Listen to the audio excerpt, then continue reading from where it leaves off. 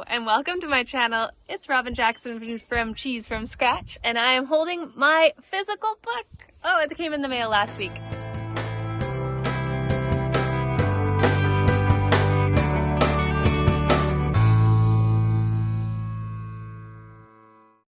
Books came in the mail last week. If you pre-ordered, they are on their way to you or they have already arrived, and that is so exciting to say. So Cheese from Scratch, Natural Cheese Making from Home has been a 3-year project, and it is finally here. This is the most beautiful book ever. I'm biased, but I wrote it. Anyways, so this book is the book that you need if you are a beginner cheesemaker and you have never made cheese before. It is the book that you need if you are an advanced cheesemaker and you're just looking for some really good tried and true recipes, as well as a bunch of troubleshooting and really good reference.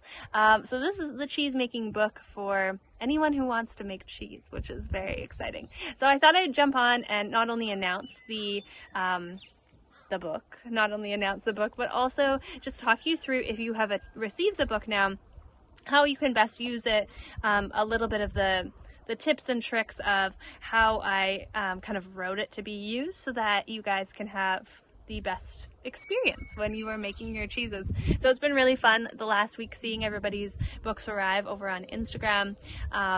Yeah, it's really surreal to see this book in other people's homes. Yeah, it's very cool. Anyways, so I wanted to just go through a little bit of the table of contents and just talk about how I kind of envision this book being used. And as I said, you can just use it as a reference book, whether you're looking for, the tried and true recipes, or whether you're looking for, you have a question and you are looking to find the answer. You can use it in that way. But if you want to sit down and, kind of read it start to finish, I want to talk a little bit about, how I wrote it and the intention behind that. I also want to say thank you so much to David Asher, who wrote the foreword for this book. David Asher. That's very exciting to say, because David Asher has been a cheesemaking idol of mine for a really long time. So I'm so honored to have his words in this book. But anyways, we're going to go through the table of contents here and just talk a little bit about how you might want to get started with this book if you received it in the mail last week. All right, so here is the table of contents. There are so many beautiful pictures in this book. Thank you so much to Lorene for doing the photos of this book. This one, I'll just do like a little, ooh, look at the photos. You can't see them. Anyways, okay, you'll see some as we go. That was ineffective. Anyways, beautiful photos. Thank you. So in this book, there is, how many chapters? I should know this, but we rearranged the chapters halfway through editing it.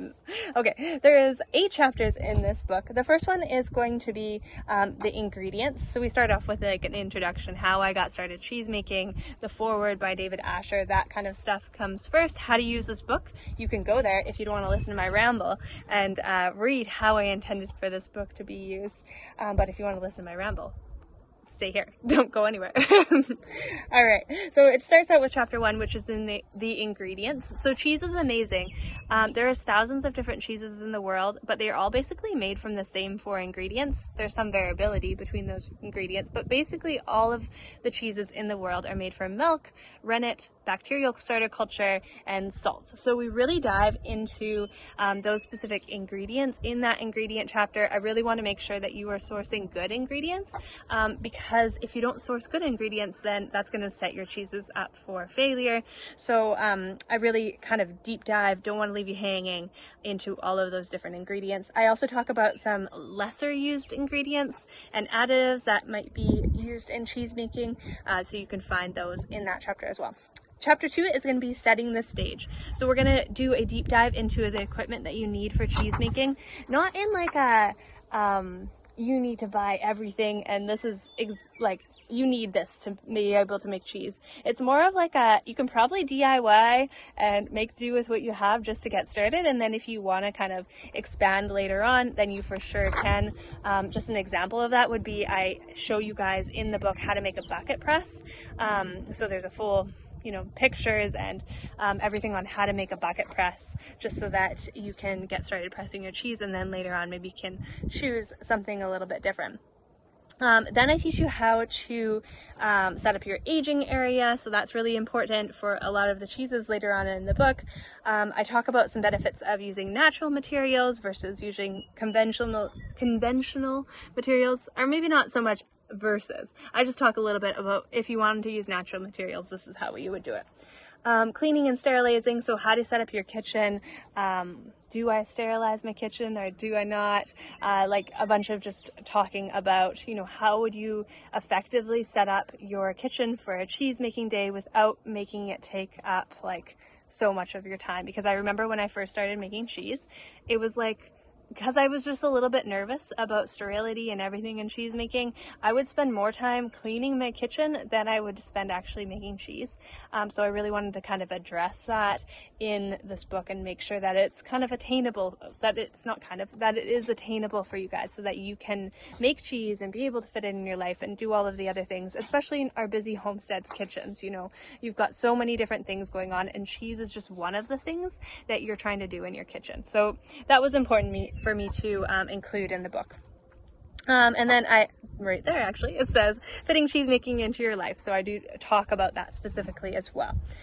Chapter 3 is basic dairy processing. So we go through, there's some examples. We go through yogurt, standard yogurt recipe, a raw milk yogurt recipe, yogurt cheese, making butter, a bunch of troubleshooting for butter, because sometimes butter goes super great for people and then sometimes it does not go super great and they are wondering what the heck's going on. So tons and tons of troubleshooting for both yogurt and butter.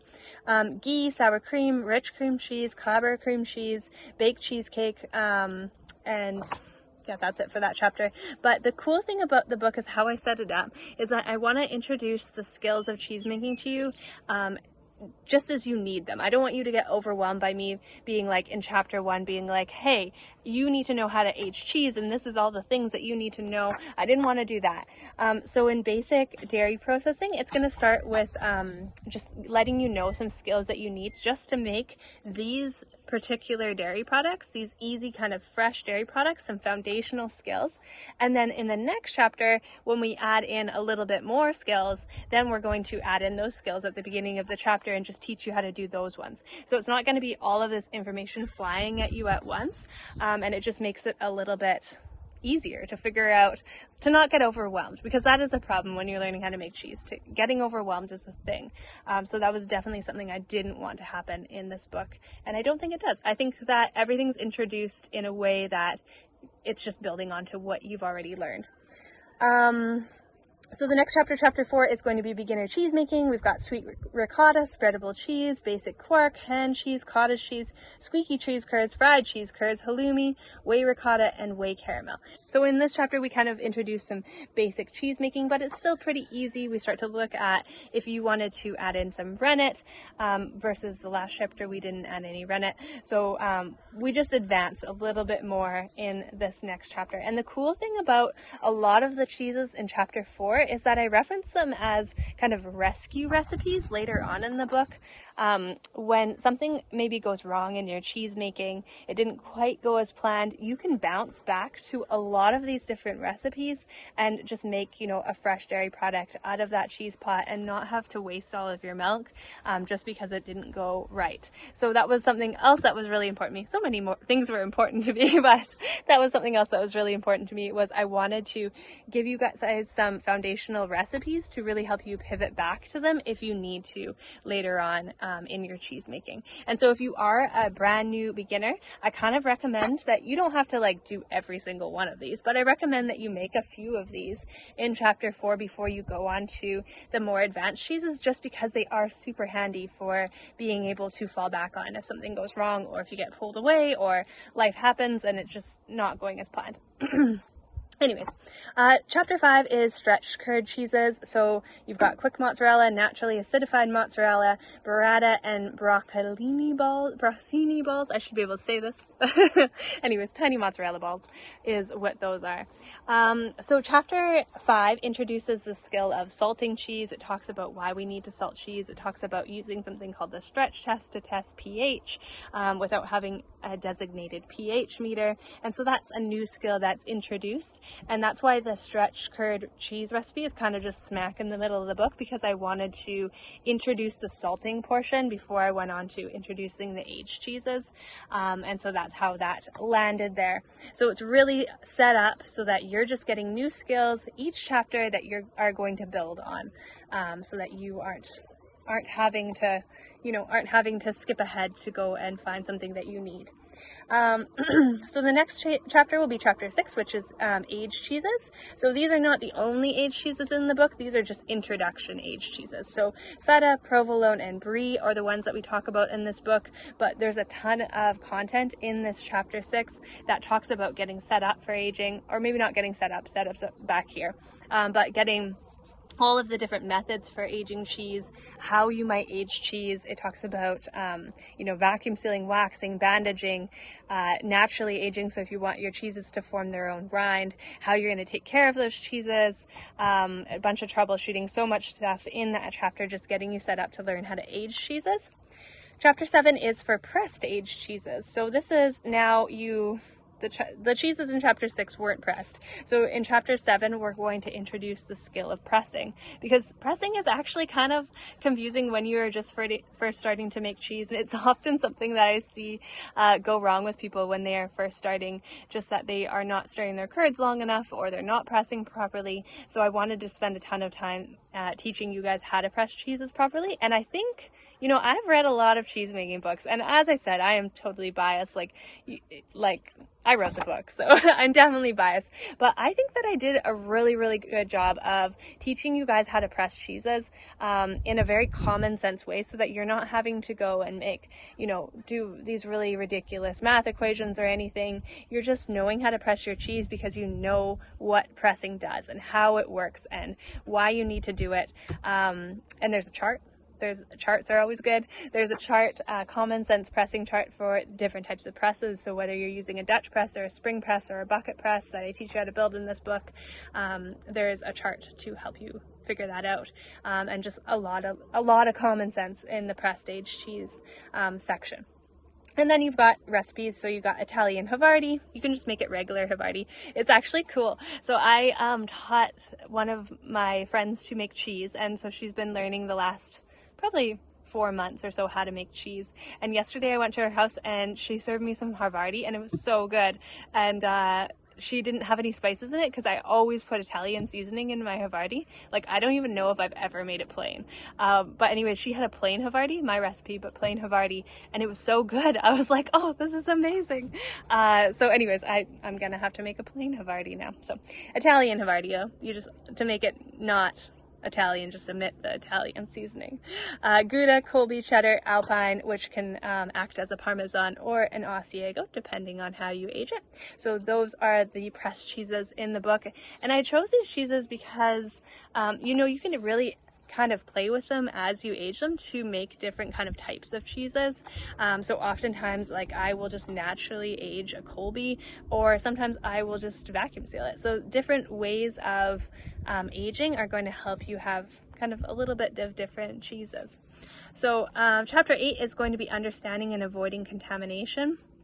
So I really go into the recommendations, limiting risk of contamination, because, it would be better if you didn't have to deal with it. If you could just limit the risk from the very beginning and never have to be like, is this contamination or is this not? But I know that if you make enough cheese, you will at one point experience a contamination. It's kind of inevitable. So I just have a whole chapter on, answering all of your questions so that you don't have to be kind of wondering.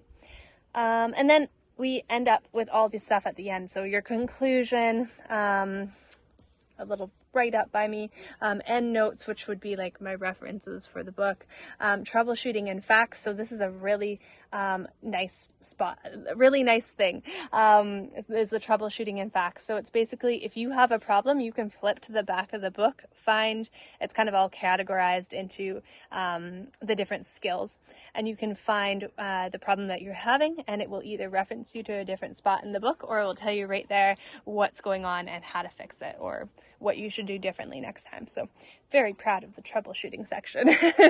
And there's a lot of troubleshooting throughout the entire book anyways. There's a lot of these sidebars, so many sidebars.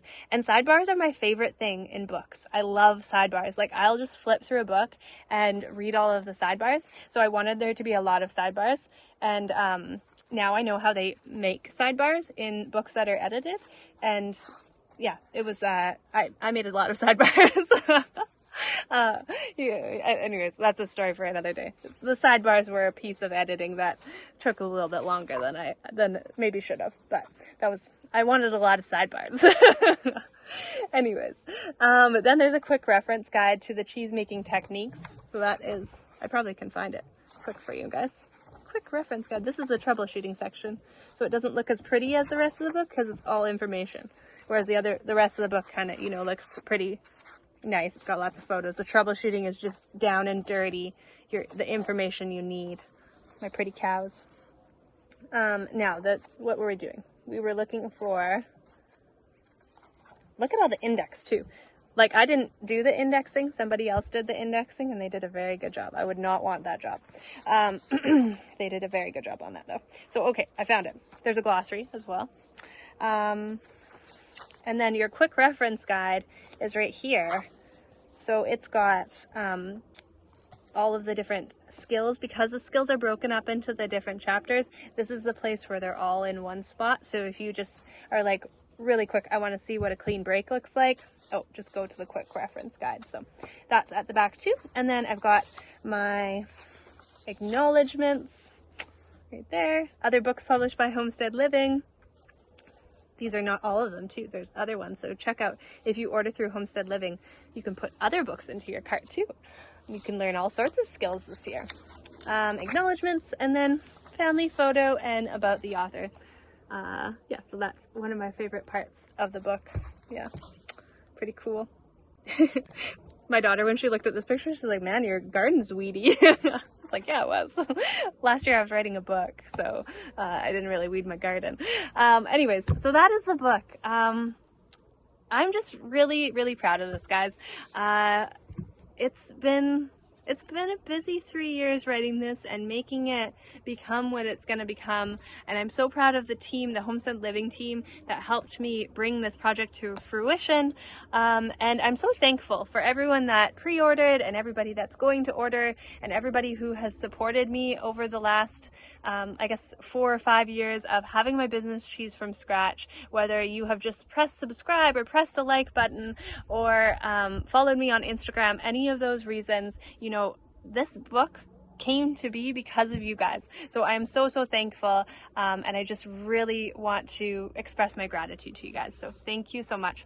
So this is today's video for the Monday YouTube video. I will be back next week. I haven't decided what I'm going to be doing my next Monday YouTube video on yet, but make sure you press like and subscribe, and I post a new video every single Monday except for last Monday on all things cheese making, dairy processing, and milk cows, and I would love to have you guys here. Okay, bye!